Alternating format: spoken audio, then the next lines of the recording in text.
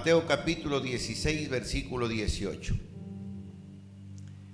Y yo también te digo que tú eres Pedro, y sobre esta roca edificaré mi iglesia, y las puertas del Hades no prevalecerán contra ella. ¿Quién estaba hablando a quién? Jesús le estaba hablando a Pedro. Después de Pedro, usted sabe la historia, después de Pedro haber hecho una declaración diciéndole: tú eres el Cristo, el Hijo del Dios viviente. Jesús se sorprendió de la respuesta de Pedro y le dijo: Pedro, eso no lo aprendiste en el instituto, en el seminario. Eso te fue revelado directamente de mi Padre que está en los cielos, a tu espíritu, a tu corazón. Entonces Jesús quiso ser recíproco con esa respuesta de Pedro y le dice: y yo también te digo que tú eres Pedro. Y dice: y sobre esta roca, porque Pedro significaba piedra, un pedacito de la roca. Pero él no dijo y sobre esta piedra, dijo sobre esta roca. Y la roca inconmovible de nuestra salvación se llama Cristo Jesús. Entonces él está diciendo: y sobre esta roca, sobre Cristo, edificaré, ¿qué dice? Mi iglesia. ¿Dónde está la iglesia? ¿Esta es la iglesia del pastor Jaime? ¿Esta es la iglesia Cruzada Cristiana? ¿De quién es usted? Diga con seguridad: yo soy de Cristo. Yo soy la iglesia de Cristo. Sobre esta roca edificaré mi iglesia. Mire, y ni las puertas del Hades, ni del infierno, ni las mafias, ni las bandas narcoterroristas, dice, podrán o prevalecerán contra ella. En estos días hemos estado compartiendo con algunos hermanos en algunas actividades, y frente a lo que el país está viviendo, yo le decía: no hay que tener miedo, pero sí hay que tener un poquito de cuidado. Jesús dijo que debemos ser astutos como la serpiente, pero también mansos como la paloma. A veces hemos predicado solamente la parte de la mansedumbre, pero la palabra nos habla de astucia también. Amén. Y Hechos capítulo 2, versículo 47 dice: alabando a Dios y teniendo favor con todo el pueblo, y el Señor añadía cada día a la iglesia los que habían de ser salvos. Amén. Somos la iglesia del Señor. Hemos sido añadidos a la iglesia. Pero ¿qué necesitamos hacer como iglesia? Y por eso le decía al hermano Wilson que se detenga un ratito aquí, porque yo quisiera que cantemos con entendimiento lo que hemos estado cantando. Creo en ti, Señor. ¿Cuántos creen en Él? Pero también es necesario creer la segunda parte de la estrofa: y lo que harás en mí. Dios sigue edificando su iglesia, la sigue preparando para el encuentro con Él. Todo apunta, iglesia, que Cristo viene.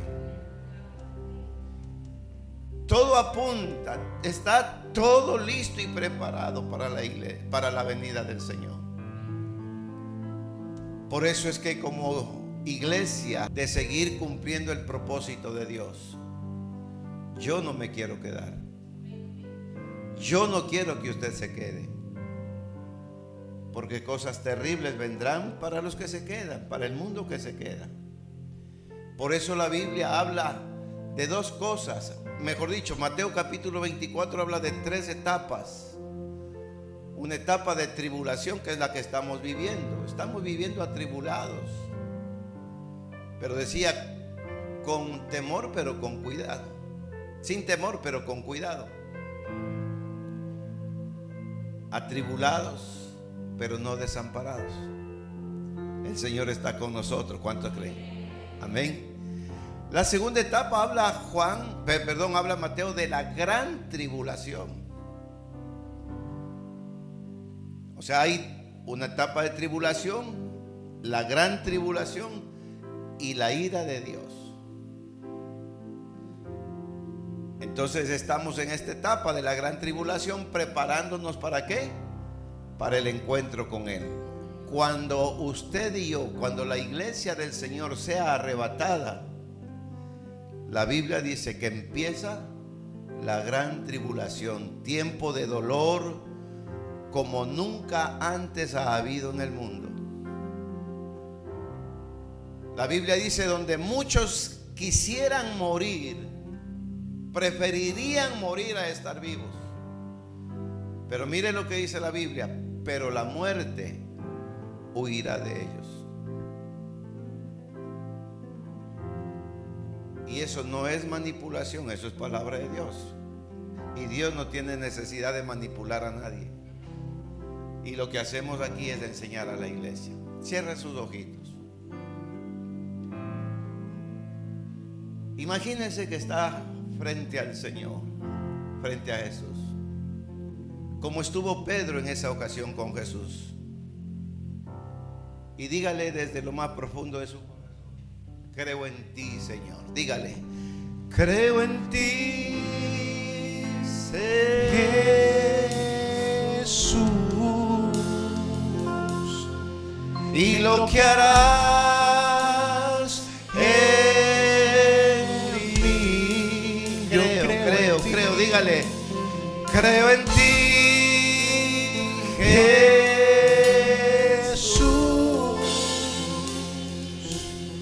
y lo que harás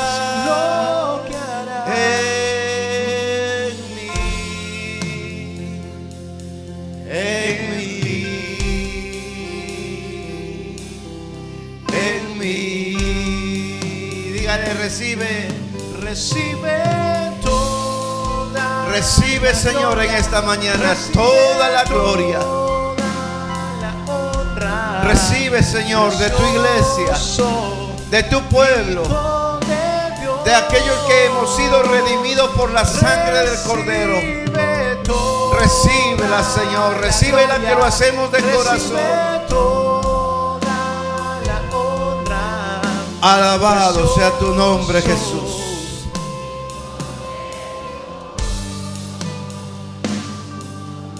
Amén. Dele un aplauso al Señor.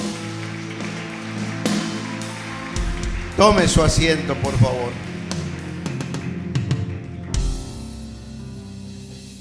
A esto es lo que la palabra nos quiere llevar y nos enseña. Dice que debemos cantar en el Espíritu, pero debemos también cantar con entendimiento.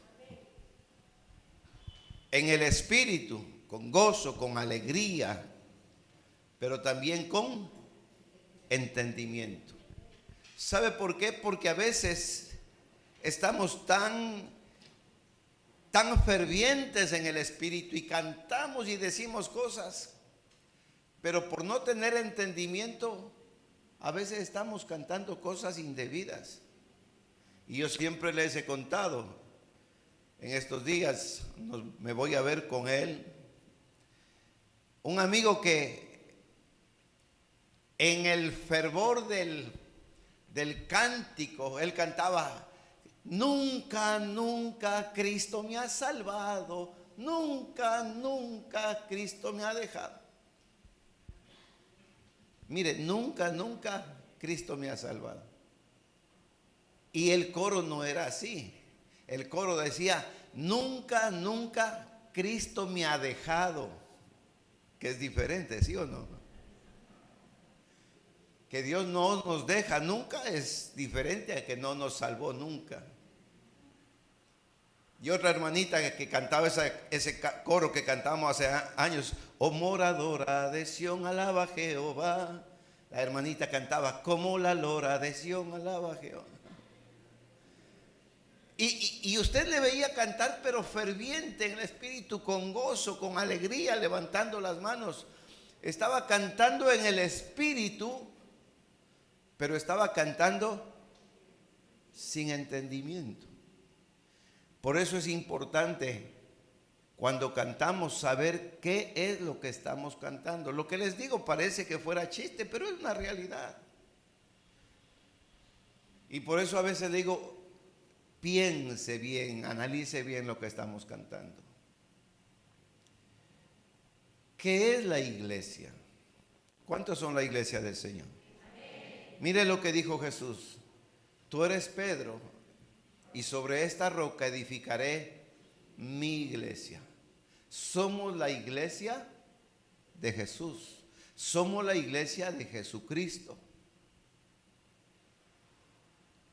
Y la promesa es que ni las puertas del Hades, de la muerte, del infierno, dice, prevalecerán, podrán, resistirán contra el avance de la iglesia.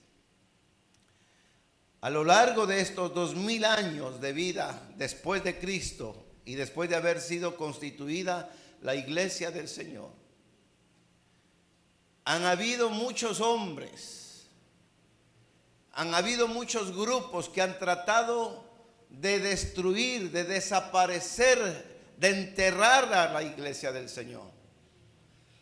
Pero la buena noticia es que la iglesia los ha enterrado a ellos. Y la iglesia sigue viva, sigue campante. La iglesia sigue adelante porque está basada en una promesa que nada la podrá ¿qué? Destruir.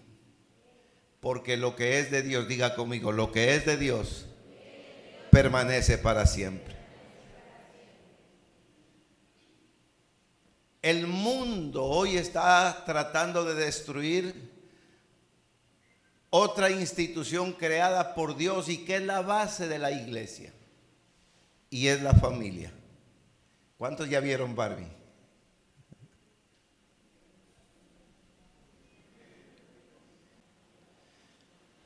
Hay un mensaje diabólico y usted oye que esa película no es para niños, esa película es más para adultos, dice la promoción. Pero es una película donde denigran la masculinidad del hombre. Donde dice que el hombre no es necesario en la familia. Y donde lo presentan a un hombre prácticamente sin valor, sin principios. Y eso es lo que están promocionando. Y muchos de ellos mensajes subliminales que aparentemente no dicen nada, pero hacen un daño muy profundo en el corazón y en la mente de quien ve o de quien oye eso. O sea, créame que si usted me dice que yo soy fanático, loco, yo estoy de acuerdo con usted. En algo tenemos que estar de acuerdo. Pero así sea un fanático y un loco, es mi deber preparar a la iglesia para lo que el mundo está, yo digo, cocinando, preparando, alistándose. Y Jesús dijo que su venida será, dice, como en los días de Noé.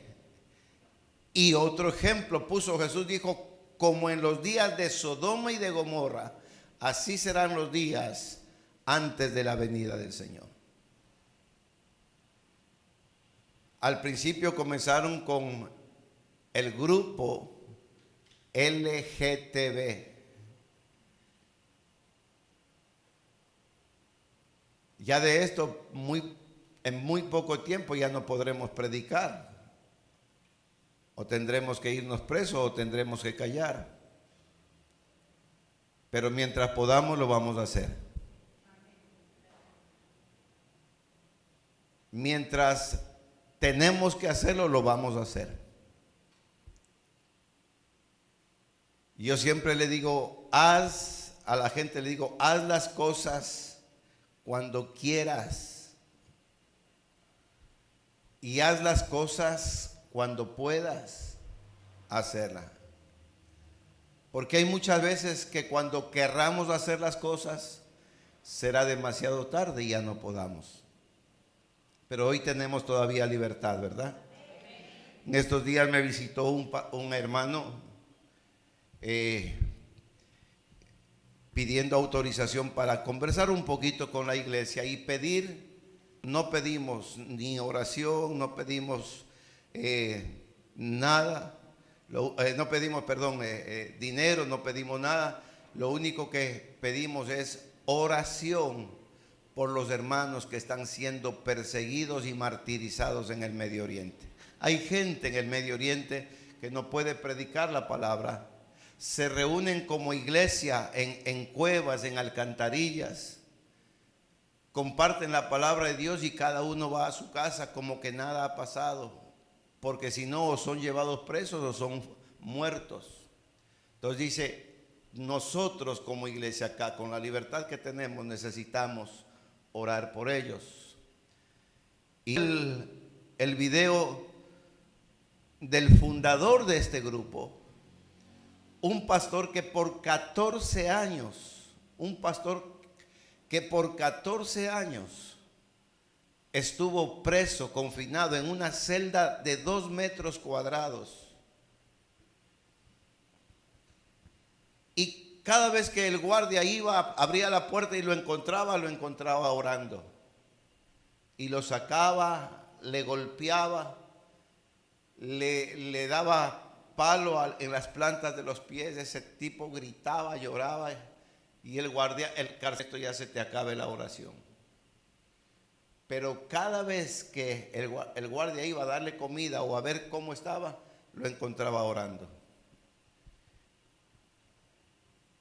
Y me sorprendió porque le decía por las razones por qué él oraba. Y decía, oras por tu familia, oras por tu esposa, oras por tu hijo, tu esposa. Y le decía algunas cosas, que estaba también presa en otro lado. Tu hijo no tiene ni padre ni madre, vive solo, un niño pequeño.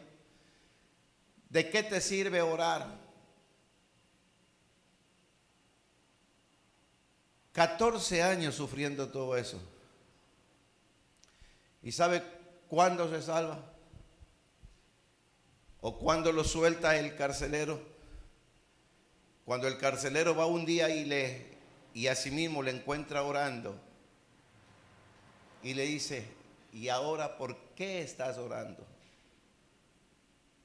Y el pastor, golpeado, con sangre en su rostro, le dice, el motivo de mi oración ahora eres tú.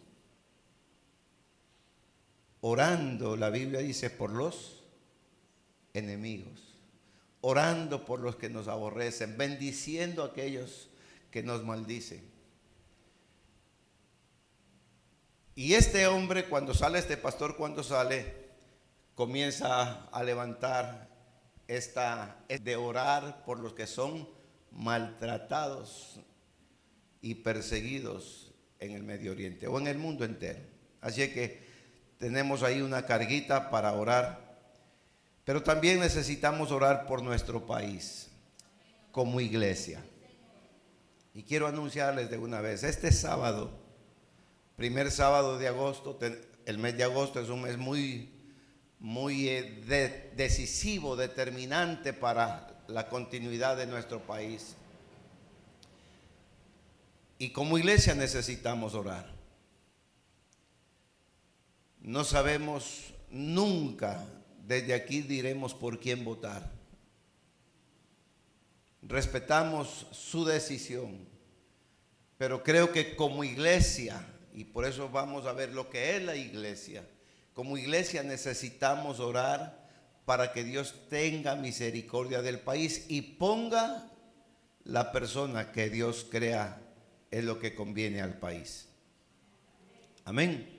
Entonces mire, creemos, decíamos como Ana y en nuestra declaración de fe, creemos que la iglesia de Jesucristo es el conglomerado, es el grupo de los salvos por medio de la sangre de Cristo Jesús y regenerados por el Espíritu Santo de Dios. Amén. El domingo anterior hablábamos sobre lo que era la salvación, una salvación por gracia. Esto no es de vosotros, dijo Jesús, sino es un don de Dios. Pablo dice que todos somos salvos por medio de creer y declarar a Cristo como nuestro Señor. Entonces, cuando nosotros creemos y hacemos comprados por medio de la sangre de Cristo. ¿Cuántos han aceptado al Señor en algún momento de su vida? Creo que todos. Un día escuchamos la palabra, el pastor o el predicador hizo la invitación a aceptar a Cristo como su Salvador personal, levantamos nuestra mano, repetimos una oración y desde ese momento la Biblia dice: el que creyere será salvo. Pero también la Biblia nos habla de que la iglesia, dice, perseveraba, dice, en la oración, en la palabra, dice, y compartiendo todos los días en el templo y en las casas, se mantiene en la doctrina, que es en la enseñanza del Señor. Entonces, mire, eso dice que la palabra, Efesios 2:20 y al 22 dice, edificados, dice el apóstol Pablo, edificados sobre el fundamento de los apóstoles y de los profetas. Ese es nuestro fundamento, lo que dijeron los profetas, hombres de Dios, que hablaron porque Dios les dio un mensaje.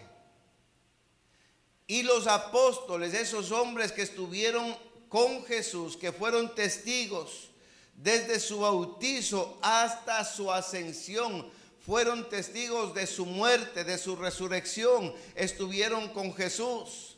Y a ellos Dios les encomendó continuar con su legado. Y Pablo, Pedro, Juan, algunos de los apóstoles, Santiago, comenzaron a escribir todo lo que dice, oyeron y vieron acerca de Cristo Jesús.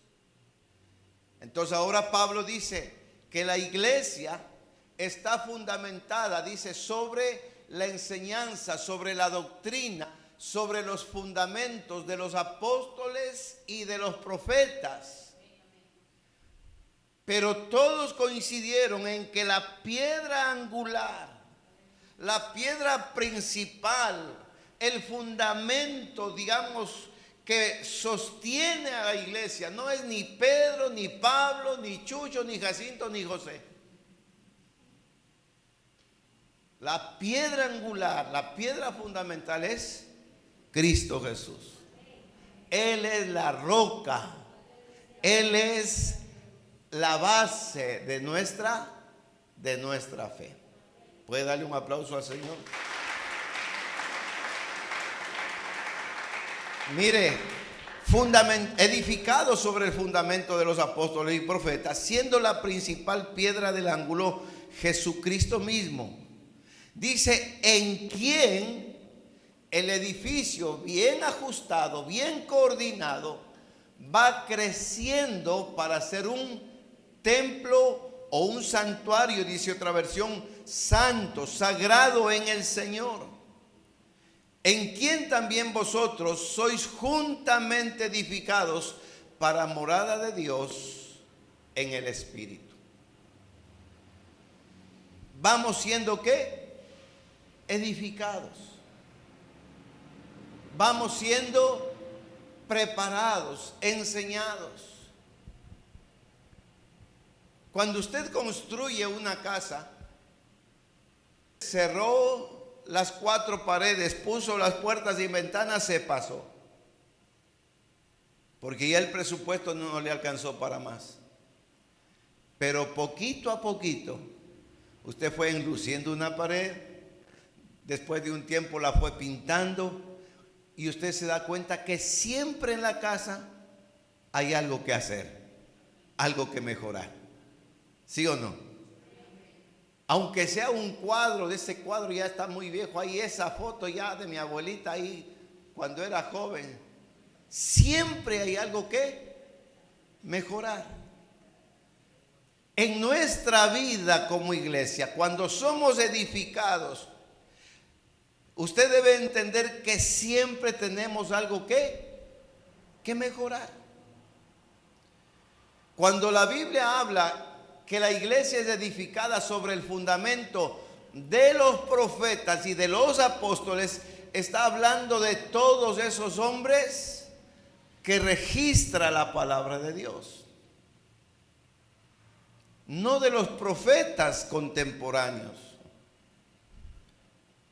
Hay profetas y profetas. Y aquí hemos tenido gente que ha venido, ha dado profecía a la iglesia, ha dado profecía a algunas personas y se han cumplido. Gloria a Dios por ello. Pero también hemos tenido muchos profetas que han venido, han hablado a la iglesia y que Dios te va a bendecir, que Dios te va a hacer esto, que Dios ahí, tu número de cédula es tanto, la placa de tu carro es tanto, y no ha pasado nada.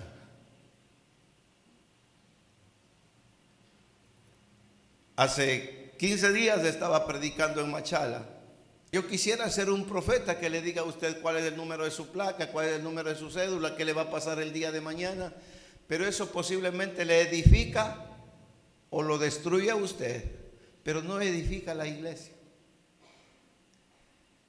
Y aunque no soy profeta, como pastor vengo con la profecía más segura. Y la hacemos bien cuando estamos atentos a ella, porque el cielo y la tierra pasará, pero esta palabra no pasará. La hierba se seca, la flor se marchita y se muere, pero la palabra de Dios, la profecía más segura, permanece para siempre. En ese fundamento, en esos profetas, en esos apóstoles, está basada nuestra fe, está basada la Iglesia Cruzada Cristiana.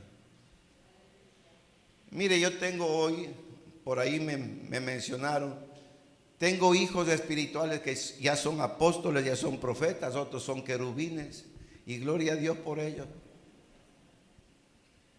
Ni me molesta, ni me enorgullece.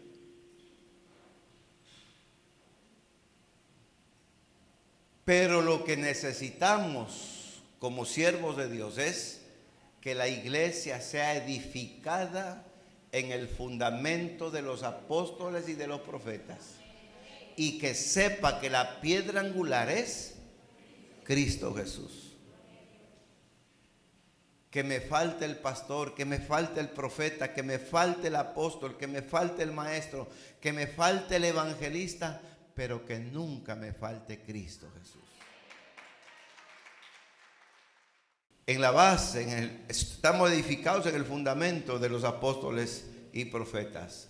Y Cristo es la base principal, el fundamento principal, la roca.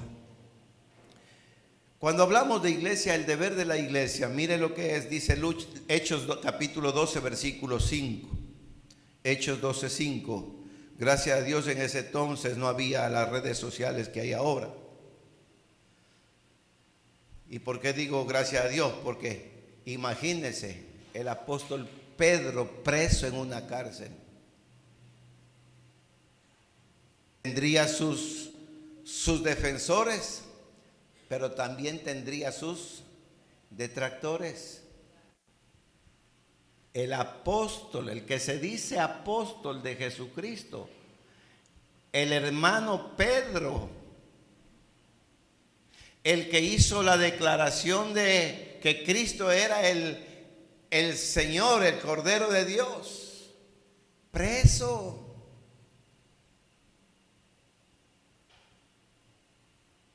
Que el mundo lo diga, ni nos va ni nos viene, ¿sí o no? Pero que la iglesia haga ese tipo de comentarios, qué duro, qué difícil. Alguien decía, la iglesia es el único ejército donde los soldados se matan entre ellos.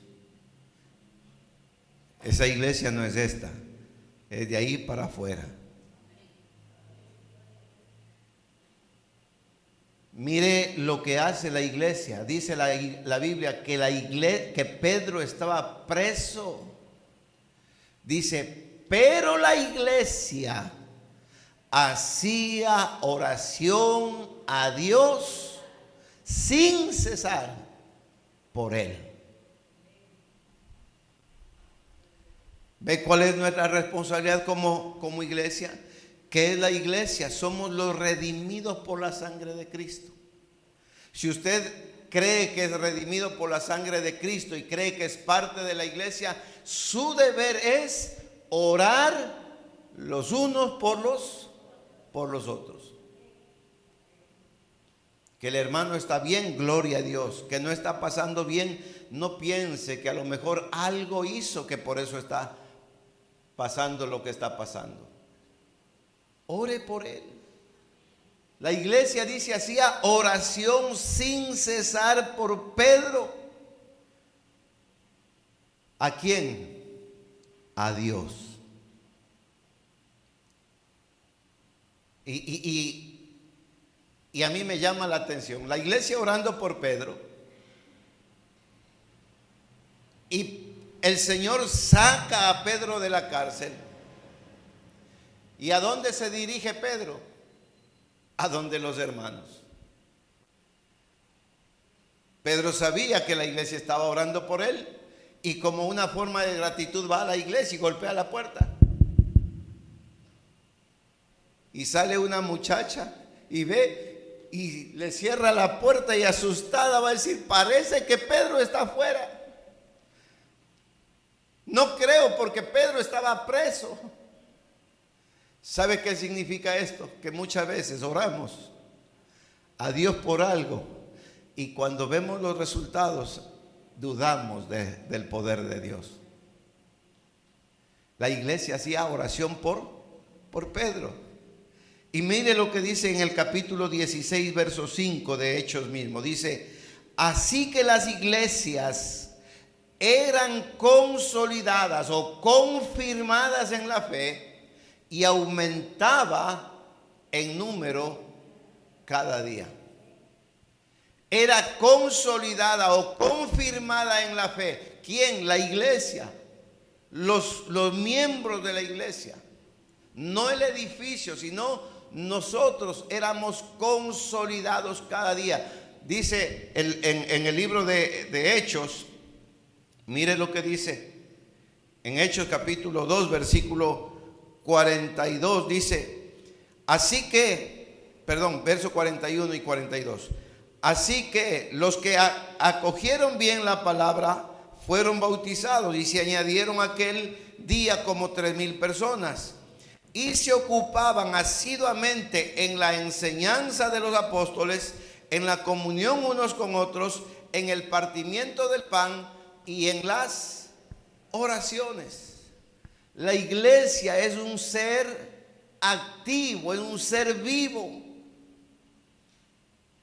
Entonces, cuando hablamos de iglesia, no hablamos del edificio, hablamos de nosotros. Por eso la expresión voy a la iglesia es un poquito contradictorio. Usted y yo no vamos a la iglesia porque nosotros somos la iglesia. ¿Estamos? Tal vez lo que sería correcto es lo que dice el salmista. Yo me alegré con los que me decían, a la casa de Jehová, a la casa de Dios iremos. ¿Está conmigo?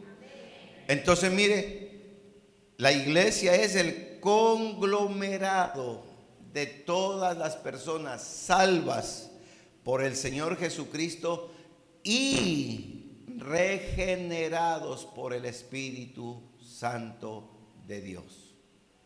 Esa regeneración tiene que ser continua, diaria, cada día mejorando, cada día ser mejor que el día de ayer y mañana esperando ser mejor que hoy.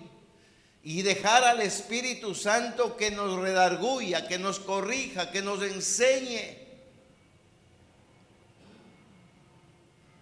Los pastores predicamos, enseñamos, pero quien convence, dice la Biblia, de justicia, de juicio y de pecado es el Espíritu Santo de Dios. A su nombre. Gloria al Señor. Entonces, hablando un poquito de regeneración, creemos que la regeneración del hombre es la obra del Espíritu Santo y de la palabra. En alguna ocasión, usted sabe, Jesús llega con los discípulos. No hace el siervo, el criado de la casa, lo que tenía que hacer con los invitados, que era el de lavar los pies. Jesús lo hace. Y Pedro, con un poco de recelo, de vergüenza, dice: Señor, tú eres mi Señor, yo soy, parte conmigo en el reino de los cielos. Y Pedro le dice: si de eso se trata, entonces no solamente los pies, báñame completamente. Y Jesús aprovecha para decirle: Pedro, ya ustedes están limpios por la palabra. ¿Qué significaba eso? Cuando iba la gente a visitar a otro, se pegaban su baño, se arreglaban, se vestían bien y se iban. Y en el camino, un camino de polvo, y ellos en sandalias, lo que se ensuciaban eran los pies. Y para poder entrar limpio a la casa tenían que lavarse solo los pies. ¿Qué nos enseña esto, iglesia? Que cuando usted y yo venimos a Cristo, cargados con todos nuestros pecados, con toda la inmundicia con la que vivimos en otro tiempo, adulterio, fornicación, mentira, borracheras, enemistades, pleitos, celos, iras, contiendas, todo eso que vivimos antes, cuando venimos a Cristo fuimos ¿qué? Limpiados. El Señor ya nos perdonó de todo eso. Aunque el fulano o la fulana todavía se siga acordando, pero Dios ya se olvidó de esos pecados suyos y míos.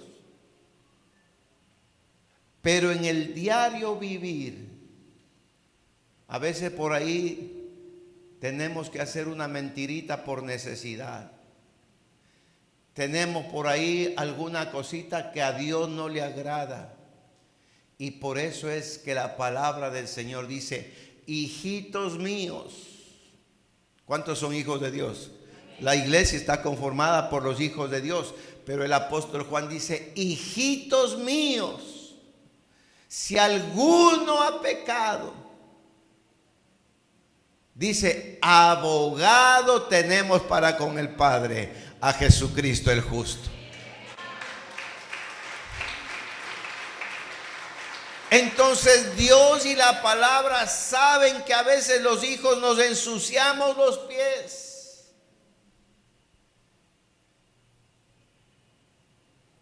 Pero hay algunos que esconden los pies para no ser vistos, pero no quieren dejarse lavar los pies por la palabra. El esconder, el ocultar nuestros pecados no nos hace más santos ni menos pecadores. No, yo no he hecho nada. Yo no tengo pecado.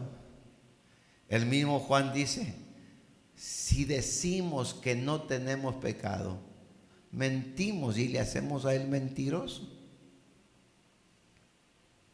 O sea, como que Dios no tiene la razón. Por eso mire lo que dice la palabra: pero si estamos en luz, ¿quién es la luz? Cristo. Si estamos en Cristo Jesús, y si tenemos comunión los unos con los otros. ¿Dónde tenemos comunión los unos con los otros? ¿Por internet? ¿Por Facebook? ¿En Instagram? No, comunión tenemos en la iglesia. Pero si estamos en Cristo y si venimos a la iglesia y tenemos comunión con nuestros hermanos, mire lo que dice la Biblia: la sangre de Jesucristo, su Hijo, nos limpia de todo pecado. Haga cuenta espiritualmente de lo que podría ser lo que hizo Jesús. Que cada vez que usted entra por ese lugar, alguien esté con una lavacara y una toalla lavándole los pies. Viene con los pies sucios, ya usted fue limpio por la palabra de todos los pecados anteriores, pero de los pecaditos del día, del camino, cuando usted entra por aquí como que alguien le estuviera lavando los pies, cuando regresa, ¿cómo se va? ¿Se va limpio? ¿Sí o no? Así dice la palabra, que cuando estamos en comunión los unos con los otros, dice, la sangre de Jesucristo, su Hijo, nos limpia de todo pecado.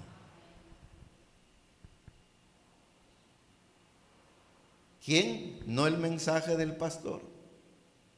La palabra. A veces en mis locuras, yo digo, me gustaría que el Señor venga durante un culto o a la salida de un culto. Nos vamos todos. No se queda nadie. ¿Por qué? Porque el momento que salimos de la iglesia nos vamos limpios y hemos sido sinceros con el Señor. Si de verdad le hemos dicho, Señor, perdóname mis pecados. ¿Está conmigo? ¿Por qué? Porque lo que regenera al hombre es el Espíritu Santo y la palabra. Por eso Jesús les dijo a los discípulos, le dijo, yo me voy, pero no les voy a dejar huérfanos. Voy a rogar al Padre para que envíe otro igual a mí, de la misma esencia, de la misma naturaleza, que esté con vosotros todos los días de su vida, hasta el fin del mundo y donde quiera que vayan. Estaba hablando del Espíritu Santo de Dios. Y Jesús les dice, no se muevan de Jerusalén hasta que no hayan sido revestidos del poder de lo alto. Y usted sabe la historia, dice que estaban en el aposento alto orando. Dice, estaban en comunión, alabando al Señor, y de repente, dice, vino un viento recio que llenó toda la casa. Y se vieron unas lenguas de fuego que se posaba sobre cada uno de ellos. Y la Biblia dice, y todos fueron llenos del Espíritu Santo. Esa experiencia cambió la vida de Pedro. Esa experiencia cambió la vida de los apóstoles. Ese Pedro temeroso, ese Pedro, como decía, que no quería ni siquiera identificarse como cristiano una semana antes, dice ahora, lleno del Espíritu Santo, Pedro da su primer mensaje y 3,000 personas aceptan a Jesús y se bautizan. Y el Señor comenzó a añadir cada día a los que habían de ser salvos. ¿Puede darle un aplauso al Señor?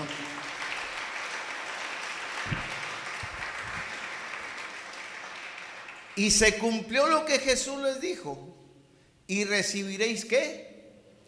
Poder cuando haya venido sobre vosotros el Espíritu Santo, y me seréis testigos en Jerusalén,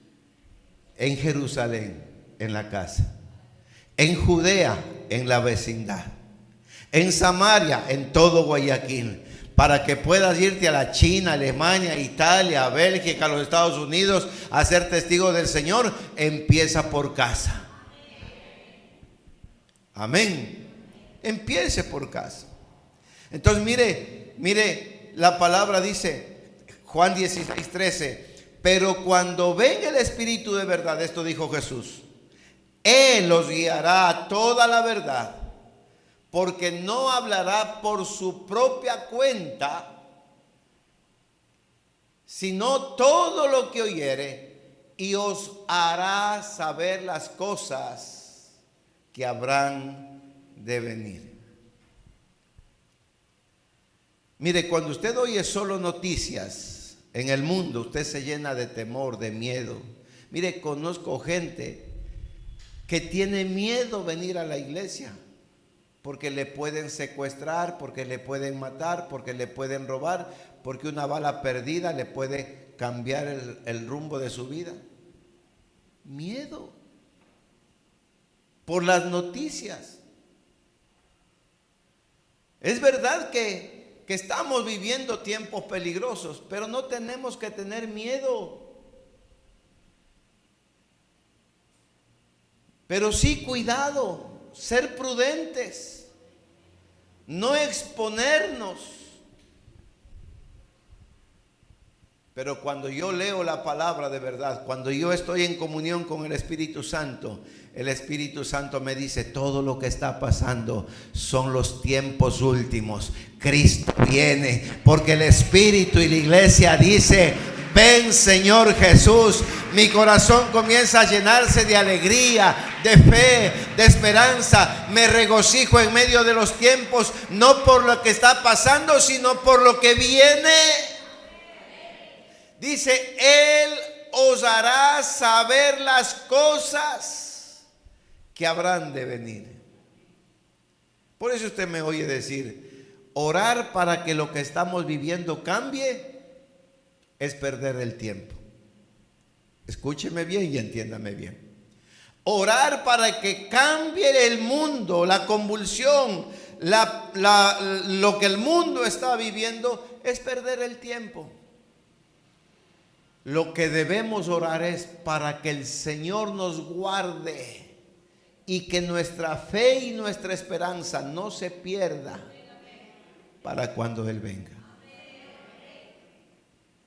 Pablo, escribiendo a los Corintios, dijo: las lenguas se acabarán, la profecía se acabará, los predicadores se acabarán, pero lo que no se va a acabar son tres cosas.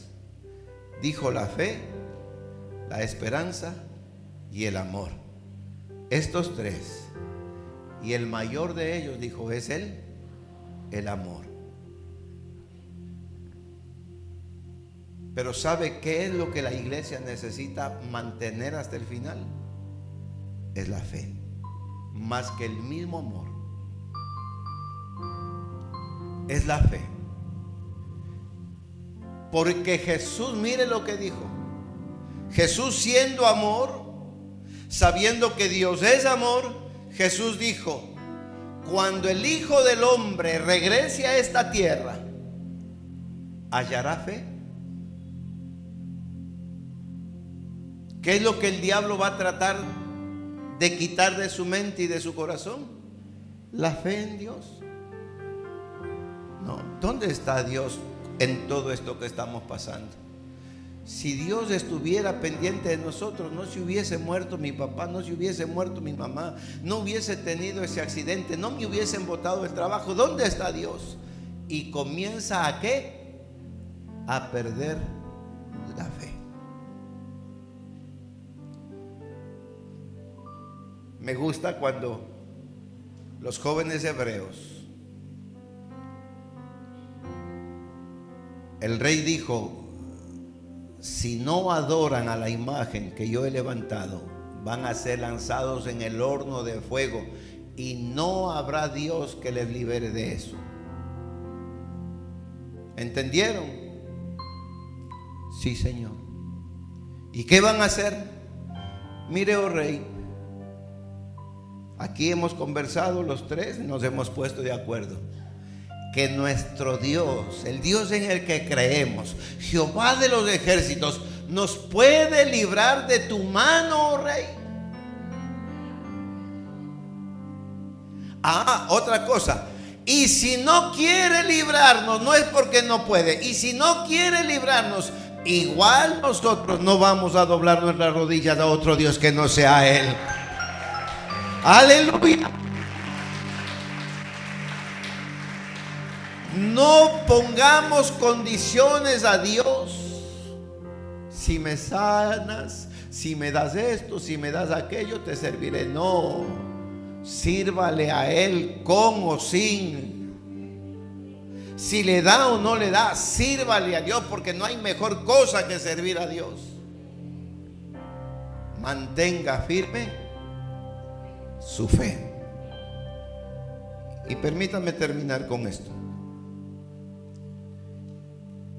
¿Está conmigo? Como Cruzada Cristiana también necesitamos mantener, conforme al Evangelio, la pureza de la iglesia en doctrina y en conducta.